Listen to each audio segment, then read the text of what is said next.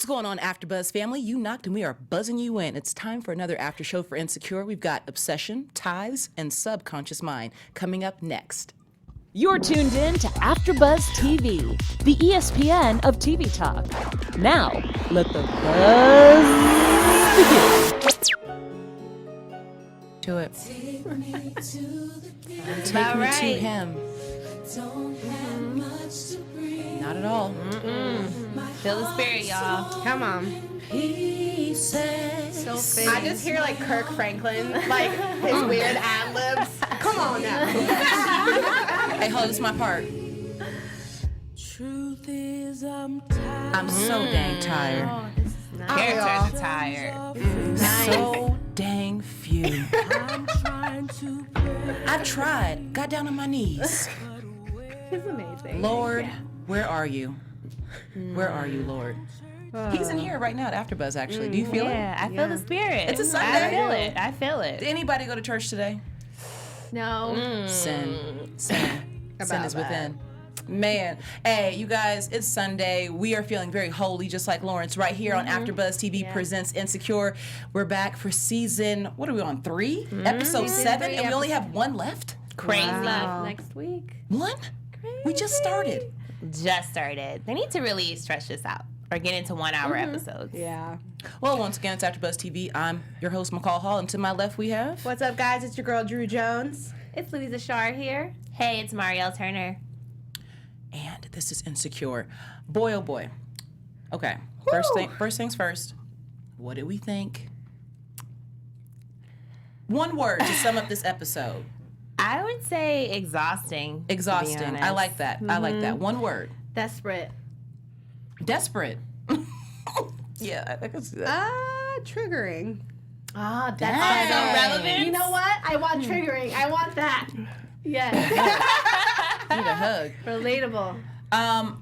1 word to sum it up for me. Damn. Oh, yep, that covers it. That's a good one. Damn. So, like I said, obsession, ties, and subconscious minds. I have a few themes that I feel like happened tonight. Number 1, the whole obsession piece. That's very obvious. Issa will get into that. The tithing piece, we see Lawrence going into church and actually getting some connections through church that might be beneficial. And the subconscious mind. Now, this is a deep one. Because it's like what you're telling yourself about yourself and others will really F you up. And I feel like all of them have subconscious mind issues on this episode. Amen. All of them. But let's get into the first thing, obsession. Damn, Issa, can't find Daniel. Where is your boy? Listen. She was doing a lot. A lot. I mean, I know Nathan ghosted her, and we've all been there, and it's the worst. Talked about it. But if this is a guy that you're just getting to know, you're dating him, yeah, y'all were physical, but you're not in a relationship. Can you really pop up at this Negro's house, go into his bedroom, try to get on his computer? Like, if a man did that to me, I would call the police. Like, it's too much. I feel like it was too much. But let's take a step back. I mean, before she even got to a place where she was at his house going on his computer, she's waking up every morning checking her phone to see if he calls. Now, I heard a quote. Now, you guys all love your Instagram. I kind of like it, but somebody said people will check their phones before they figure out if their hands and legs are working in the morning. That is like crazy to me. you know Issa's what? not even figuring out if she has working extremities and she's worried about Nathan. Her priorities, in my opinion, a little messed up. But I was that girl though before. Like before waking up, you just go to your vanity next door, you just get it, and you just open the phone. You're like, who liked your pictures? It's so relatable and scary. So when she said triggering, those are things people do. And I think Issa right now, I feel like she's not happy where she is with her career. That also makes you go back and check your phone every second because you're bored. You don't have anything to do. No distractions. Yeah. Exactly. Yeah, I think her go-to is to obsess over guys whenever she's, like, not on stable ground with other things in her life. And just to clarify, when I said this episode was triggering, I wasn't referring to her obsession with ghosting. No, you ain't got to tell us what it's about. You ain't got to We tell us. don't love these men's out here. But, I feel bad. Like, I mean, I guess it's the subconscious mind thing, but I feel bad for all the things she instantly starts assuming about herself because Right. of her obsession. Right, right. Poor Now, Issa. but here's my question for you. In the 3 seasons we've been covering the show, has Issa ever had stability to where she wasn't obsessing about a guy, right? Because your whole point is when things aren't going right for her any other way, she obsesses about guys. Yeah. Isn't that always the... It's always, but I'm saying that's why she's like obsessing over Nathan like she is, because she needs to direct it at, so she has to have a guy to direct it at. And Daniel's MIA too, so it's like she was focused on Nathan, and I think she's feeling guilt and regret now with the whole the Coachella hookup and all that. She did say that, which is so bad when you just What happens criticize- at Coachella stays Yeah, at Coachella. right. But now Come she's on going to now. overanalyze everything in her mind. Maybe I'm not a good kisser, or maybe I shouldn't have had sex with him too quickly, and all these stuff just mess you up. Yeah. Mess you up. Go ahead. I was gonna say, I think it's also what she mentioned, in that Nathan made her feel like she wasn't constantly messing up. And if you look at the rest of the seasons, people around her kind of make her feel like she's, like That's a Kelly's great there to point. remind her that her finances are a mess. Molly's there to remind her that her life is a mess. Lawrence was there to remind her that she wasn't a good girlfriend and that she messed that up. So I think she finally had a person that made her feel like it's okay not to be perfect. It's okay that my life isn't together. So for him to ghost her, she really internalized that. Like she said, she opened herself up. That's a really interesting point, and I love what you just brought up. But I wonder if her appreciation for Nathan was more like, I have a one-up on him. At least I'm not as bad as Nathan. And it was like something to make her feel better, or did she genuinely, I don't know, we'll never know, right? Yeah. But part of me is like, maybe she liked him because she felt like, well, at least I ain't as broke and raggedy as this mug. And I'm like God to him because, at least I got my own spot. You know what I mean? Like, did she like him because he made her feel bigger than what she was? You have a point there. Like, I don't know. Like, I'm just assuming It's here. possible. It's definitely as in, possible. oh, he's a barber, but look at me. You Kind know, of like like- that. Yeah. I have a 401k. What did he have? Ah. Sometimes you just need that person to kind of make you feel better about your situation. Now they brought up this thing that I have never done: stalker accounts on IG. Do you guys? Okay, I'm not gonna ask you if you have a stalker account. Have you heard of a stalker account, and what are your feelings on the stalker account? I'll be straight up with y'all. I don't have a stalker account. I have a Finsta. What's that? What's a Finsta? Put us up on game. Finstas, I think a lot of professional people have Finstas because obviously working in media, we can't post all the stupid stuff we want to post. So you have a Finsta, it's private. Only your close friends follow that, and then you can post whatever.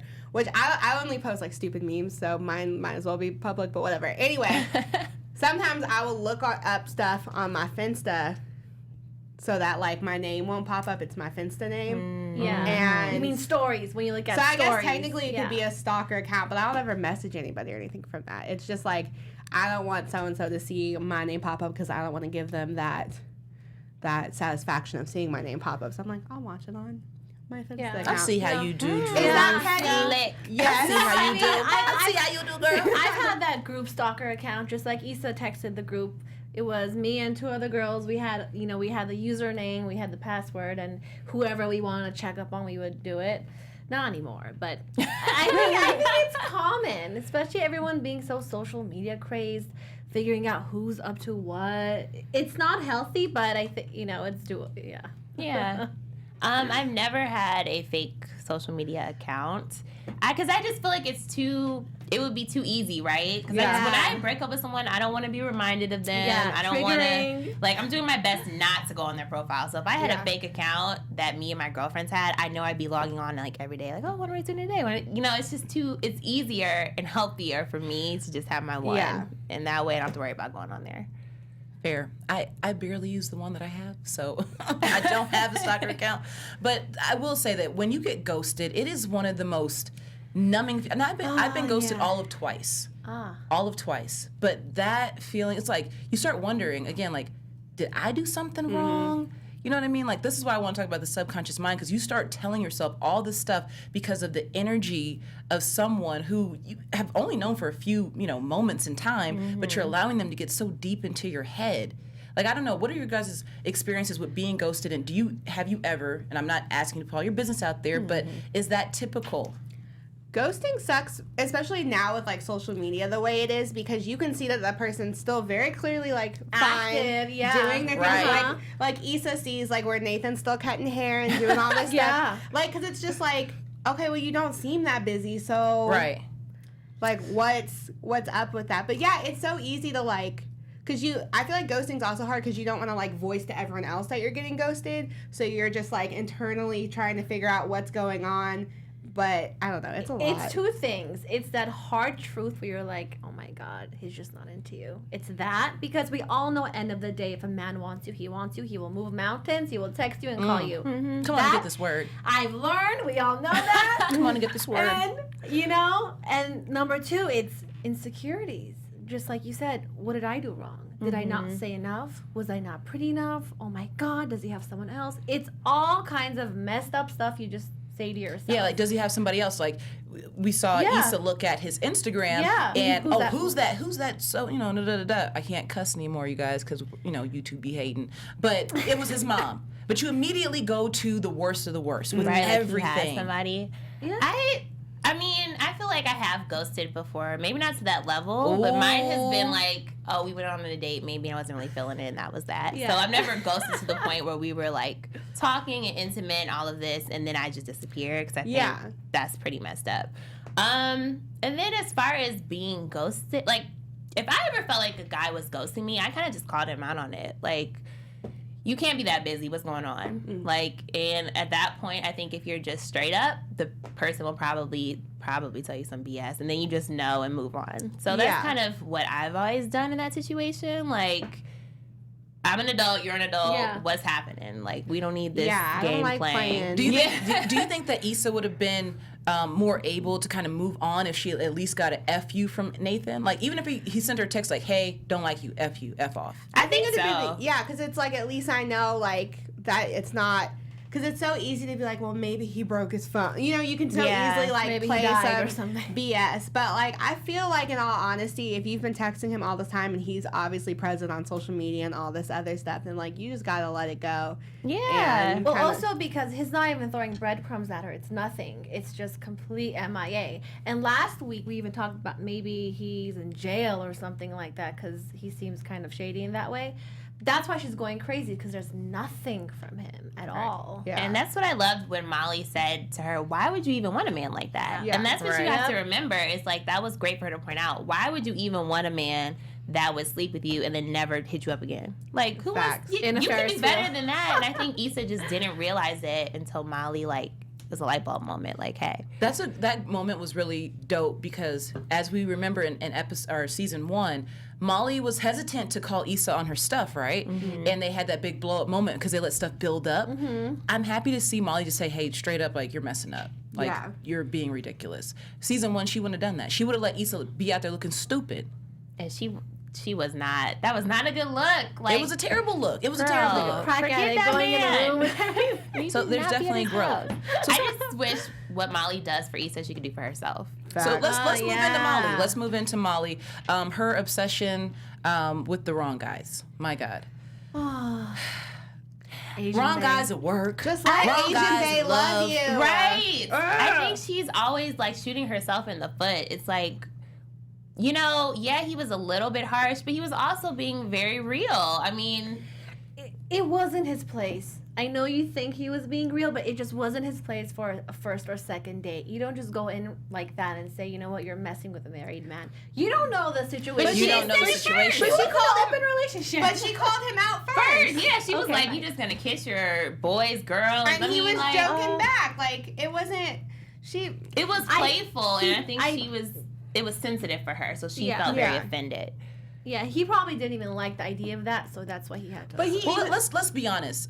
Molly didn't even want to go out with him at first because he was Asian American. Shout out to my Asian American brothers and sisters out there. He's, Hey. he's very You know what I'm saying? He's fine. He's What's so that? beautiful. He's so He's cute. cute. But it's like when you go out somewhere and it's like you're already tired, you already are irritable, like you didn't want to be there in the first place, and then they ran out of vodka or they ran out of whatever. And it's like, I didn't want to be here in the first place, And so I think that's what happened with Molly. She kind of wanted to go out with him, but she kind of didn't want to go out with him, and then you're going to say something like that to me? Yeah, I mean, I get it. get it, but I just wish I feel like at work and in her personal life, she's always making it harder for herself. You know, just be a little more easygoing. Like, you don't have to exert yourself at work and having the meeting when he asked you to, like, just give it a few more days. Yeah. Wait a few more days. And, like, with the cute Asian guy who wants to date you, girl, let the man date you. Yeah. It's just like, why? She has control issues. I will say that. I think that Molly has control issues, and it's a great thing. It's a great thing in professional settings because it can get you to a certain place, but then even in the professional setting, it can get you caught up. And sometimes Molly just doesn't know how to just relinquish and let things play out. Yeah, I think Molly has such a hardcore vision for herself that she refuses to let it have any type of alteration, or possibly maybe you don't know necessarily what's best for yourself in this moment. She's so, like, with Asian base, she's so convinced that she needs to be with a black man. Like, this dude is cool, and he's, like, clearly down. He's got a man bun? Come on, bro. Right. I love a good man bun. Yeah, like, and he can keep up with her, like, toe to toe, and it's like, this guy could be really good for you, but you're so set on having this, like the black love thing, which I get, but, like, this could easily be just as good for you, but you're so focused on this, and then you're so focused on being, like, the HBIC at work that you can't, like, take second fiddle for 2 seconds because maybe something better is going to come along for you. Like, I don't know. She's blocking her blessings. Yeah. She does Yeah. block Right, her she's blocking blessings. her She blessings. blocks them a lot because you said something very poignant. She has this, like, vision for herself, but that's because as a kid she didn't have certain things. And so Molly's that girl that grew up with, you know, limited resources. Like, when I grow up, I'm gonna be this, I'm gonna be that, and she'll be damned if anything gets in the way. Girl, the life that you have planned. Let's take it back to church. Yeah. Come on. Let's have a word. Yeah, Speaking of blessings. Speaking of blessings, and this is for everybody, the life that you plan for yourself, trust and believe God has a much bigger and better plan. But you have to relinquish a little bit of that control to let it evolve and manifest. That's beautiful. Thanks for that on this I just- Sunday. I needed that for this Sunday evening. Just I just had to get it off my chest because I keep looking at Molly, Yeah. and she's just strong arming everything. Even her apparel this year, and not apparel. Her outfits. She's very sharp, very buttoned up. You know, show a little skin at work. Unbutton that top button, girl. And I think that's why he said, you know, I've met two Mollys. Like, I met the one at Coachella that was more free and wanting to have fun and just kind of out there. And then there's this new Molly that's just like, no, this is the way it has to be. And I'm not going to budge. And it's just, she needs to relax. Well, it's funny that she's being micromanaged at work, and it's like, but she tries to micromanage her life. But Molly can't. She can dish it, but she can't take it, right? She can micromanage love. She can micromanage da da da, but she can't be micromanaged. And this is why she's having a problem at work. That's just my opinion. Just Facts. my opinion. yeah. So let's talk about the tithing and Lawrence and Chad going to church because, you know, Hilarious. B died. words be at church in the words of Chad. Yeah, Golly. Chad ended up, enjoying it more and feeling like he needed it more than Lawrence. I died. That scene was hilarious. Yeah. Shout out to the writers. Yeah. Because I feel like we've all been at a church where we heard a sermon like that. Yeah. And we're just like, what the hell is he talking about? Yeah. And for Chad to feel the word, like, I just thought it was hilarious. Honestly, Chad's the one that needs to be in there the most. Yeah. Because He didn't needs Chad Jesus. just get married and he's already divorced? Yeah, he he was engaged cheated on something. her. He cheated He on cheated on her, her. yeah. Yeah, exactly. I love it though, because like I worked in a church when I was in college. I worked in the youth, and I remember just seeing like people come up for the weekly altar call, and I was like, didn't I just see you? Didn't I just see you last week Yeah. at Thursday, Getting it in. Thursday? throwing it back last night. Like, okay, go on. Well, okay, so Chad's whole point is there are women at church. He used a different word, but we're going to say women. And Lawrence actually meets a young lady at church. Just early prediction. This is not our official predictions, but do we actually think that this is going to go somewhere, or did she just find him at a vulnerable moment? I don't think so. Yeah. I think he's going to do exactly how he did with Tasha, if it even goes to that point. Oh, Because you Lord. could see how she was saying, like, yeah, I go to Bible study, then I do this with the church and that at the church, and we're opening up more about her life. And that's when he was like, he stops, he paused, like, and then when she said, hey, am I going to see you? He's like, I'll hit you later, I don't know. And he saw Issa for coffee. instead. Exactly. Like, Yeah. he could have it's went like to Bible study. Behavioral patterns. I think it was one of those like I need structure, and then when structure presented himself, he was like, not that kind of Yeah, structure. he's like, no I'm one's going to good. Bible study. He was Yeah. like, ugh. I wanted it, but not like that. Yeah, not like in that. Not like that. You cute and all, but Well, I do think that he's going. This is just my opinion. I think he's going to entertain this girl a little bit because, like, I don't know if you guys have ever. Now, I love sports. Like when I date guys that are really into sports, it's nothing for me because I'm like, that's what I love. You know what I mean? But sometimes women don't really like sports, but they'll be like, oh, I'm going to go to the game with him. Yeah, I'll go watch the game because they just want to impress him. I think Lawrence might be in the midst of that just a little bit, just to get into the draws. I think that could happen. Yeah, I think so. I mean, I think he went for his original purpose. Like, he's looking for something, right? Like you said, he wants structure. He's tired of the hooking up chlamydia life, and he was looking for something deeper. And I think when it presented itself, it was like, I'm not sure if this is exactly it. And I just think it was so interesting that ended in Issa and Lawrence having a coffee date. Lord. I just don't know where that's going. It's very gray.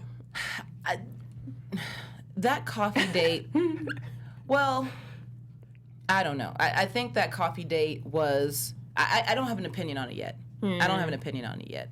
But I want to go back to Molly and Issa showing up at, what's his name? What's Asian? Nathan. But no, Asian Andrew. Bae. Andrew. With Portos. He has a name. I don't want to keep calling him Asian Bae. Andrew. So that part kind of confused me. Like, maybe I was like not paying attention, but how did they make the decision to just go over to their house? I think it was Issa pushed it. It was Issa like, called Molly, right? And she said, I need a favor because Nathan is living at Andrew's house right now. And so Issa basically wanted to go over there and see if Nathan was there so she could say, where you been, what's going on, why haven't you hit me Psycho back? status. And see if, what else is going on. Then it just grew and grew, and then she was in the man's bedroom going through his underwear drawer. So here's Okay. what baffled me about that as it relates to Molly. Why would you enable your friend to do something that foolish and he lives with a guy that you're also seeing? Like, that guy could look at you and be like, maybe she's capable of that kind of silly stuff too. He did look at her like that, like, why are you here after that awkward date? I don't think Molly knew that it was going to go to the point of her going through his things in the bedroom. I think she thought they'd just go to the front door and say, here's a peace offering, we'll be cool. Yeah. See if Nathan was home, and then if he's home, Issa could talk to him, and if not, they keep it moving. So I think that's why when she went upstairs and she saw her in the bedroom, she was like, what are you doing? And she called her out in the car because I don't think she knew that it was going to get to that level. Sometimes you gotta let your friends just do their own mess. I agree. I get the whole drags ride her, or die friend thing, but like, Molly, let Issa figure out her mess. I wouldn't have gone, I don't think. They're just so different right now with work status and everything, and I think Issa always drags her in to cover up for her and all that mess that she's in. I don't know, because I think Molly's equally as messy. I just think her messy is with a pretty bow on it. Mm-hmm. Her messy is professional. Like, she has a professional messy, and Issa has a less put together messy, but they're equally have problems. Yeah. Yes, I agree. I can't even like move on from there. So did I miss anything that you guys wanted to talk about? Because I have my little themes. Did you guys have anything that was just burning on the inside of you? I just want to hear people's opinions about like Issa and Lawrence coffee thing. And the seminar, like, what are your thoughts? So, okay, great point. The seminar. Lawrence encouraged her to go to the seminar, and she took the step, which I thought was beautiful because even if we aren't together, I still want to see you do your best. Mm-hmm. So I like the fact that not only did he offer that piece of information, but she went with an kind of open mind and went to that seminar. I thought that was dope. What I think it shows is they're probably going to work together for the block party because he asked her, he said, who else is helping you? And she's like, no one, just me. So I think we're going to see how it's going to kind of get rekindled and, his business mindset's going to help her because she has no one to help her. And then hopefully she's going to forget Nathan from the midst of this.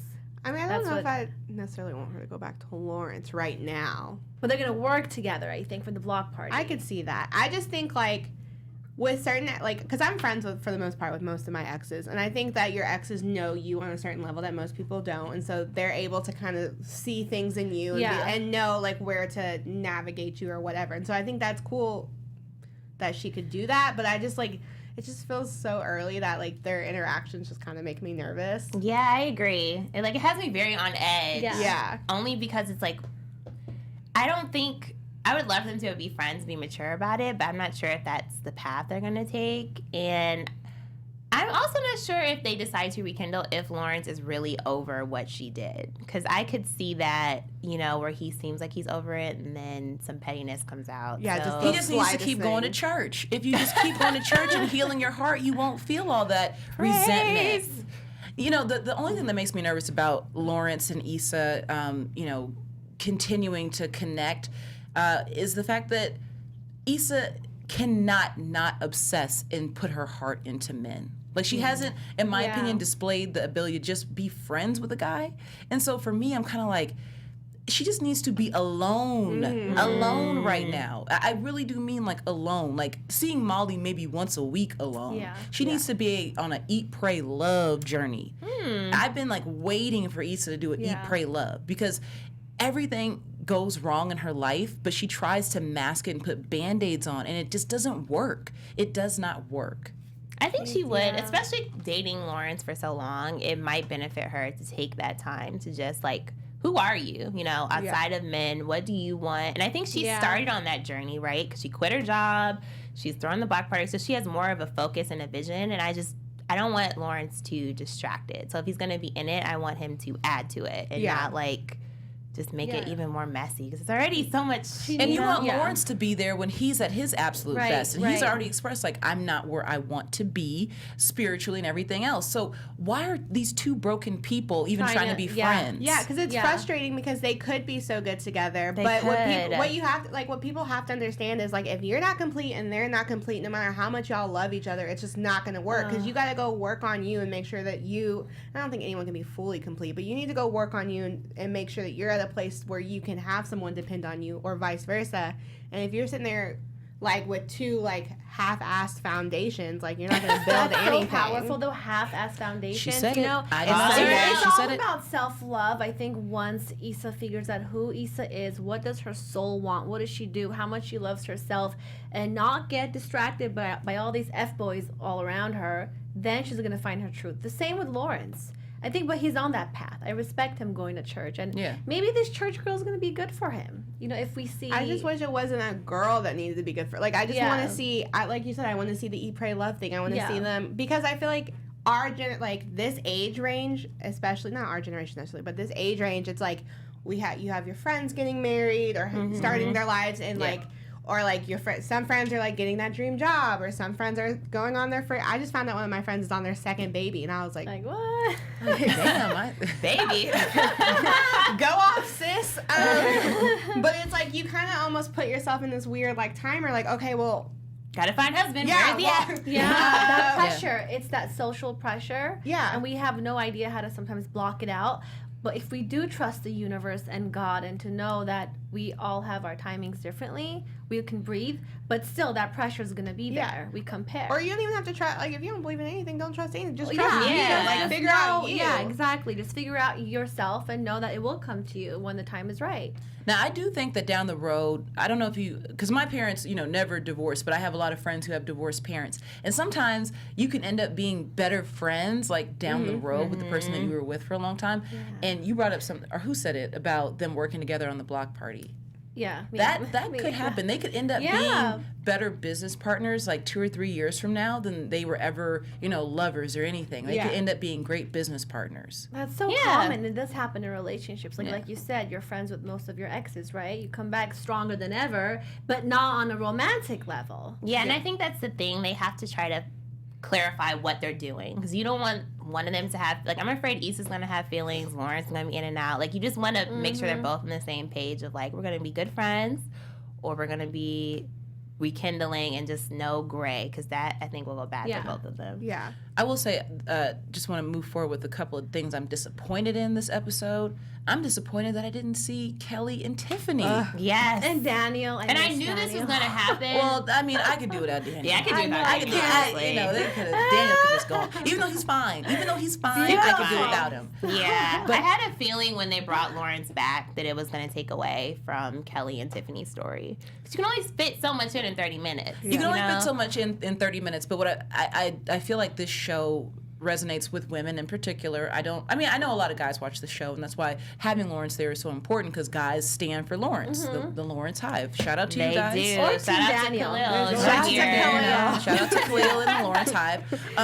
But I think that all 4 of these young ladies have so many like unique perspectives that are actually very relatable to like everybody that watches the show. I wish that they did more like what's the term? Ensemble episodes where they're all there. I Those are agree. the best episodes to me. When they start to fragment, they become kind of slow, in my opinion. That's just my opinion. Yeah. And isolated, kind of. Yeah, when they like just focus on just Issa or just Molly or you know what I mean, like it gets kind of slow. But when they're all together, it's so dynamic. And we were kind of talking earlier, just seeing it kind of almost like a Sex in the City, where you have the 4 girls and the focus is on them and their lives and their jobs, and less on like just the 2 and the guys, and like so much focus on the men. I think in the show would be kind of better to focus on the 4 girls and their friendship and seeing that grow. I think would be really interesting for the show. Oh yeah, especially with Tiffany and her baby right now on the way. There's so many other stuff they can explore. So Can we have a whole episode of just what Kelly does? yeah, Yeah, Just like like- have a Kelly I episode. would love just a Kelly episode. I'm so fascinated by her. She's so funny. So I want to talk about a little bit of news, which we don't technically have news, but the Emmys happened. So Yes. would you like to fill us in on what So- happened at the Emmys? I will let you guys know, sadly, Issa Rae did not take home the Emmy. Robbed. She was up for her Emmy. She did not win it. Who won? For the people who didn't watch. It was The Marvelous Mrs. Maisel. Yeah. They took all the comedy Emmys, y'all. Okay. They They swept, did. They killed the swept the Emmys. categories. Yeah. Insecure. It did Emmy not so come home. white. It did not come home with anything. And right after Issa lost, she was caught on her cell phone during Betty White was honored with an honorary Emmy for being an icon, and Issa was caught on her phone on camera.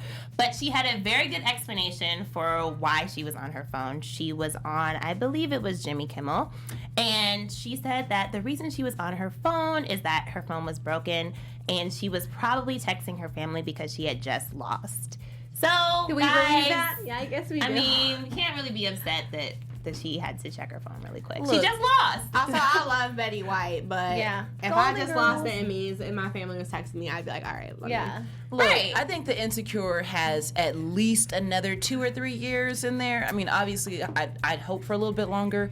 It's still a relatively new show. Yeah. And you guys know how political these award shows are. They gonna Yeah. make you wait. They gonna make you wait. John Hamm, unless they pull a Mad Men, they made, Oh, yeah, he wait got his forever very last until year. he got his Emmy, Yeah. But I think Insecure will definitely reach something with Yeah. the Emmys and get something. But You're also, right. you already know that the Emmys and the Oscars only nominate brown people. They don't let us win that often. So That's true. Because there is like high level of diversity for nominations at the Emmys, and in terms of wins, it was really low. It was like So- Regina King. And Yeah. that was it. Well, you know, Issa Rae, so I Yeah. kind of feel like Issa Rae has no problem speaking out against any kind of racial injustice, any of that kind of stuff. I mean, what was it, the Emmys, or what award show was she at when she said, I'm rooting for everybody black? I think That it- was the Emmys last year. Right. Yep. So part of me is like, you know, I think the powers that be might have had a little bit of feeling about that and prevented her from actually winning. Oh. You know, Maybe we gonna so. show you. But But she was let still you come. nominated. You know, we'll let you come. We'll nominate We'll let you you, come, yeah. but you know, we're gonna show you what we really think about you. Whatever. I Maybe- can't even tell y'all who won the Emmys last year, so Me neither. Yeah. But you know, it's not that hey, serious. Yeah. maybe next year Issa, our girl, will take home the Emmy. I hope Fingers so. I crossed. hope that they win an Emmy for amazing writing and just the structure of the show. I hope the show continues to grow.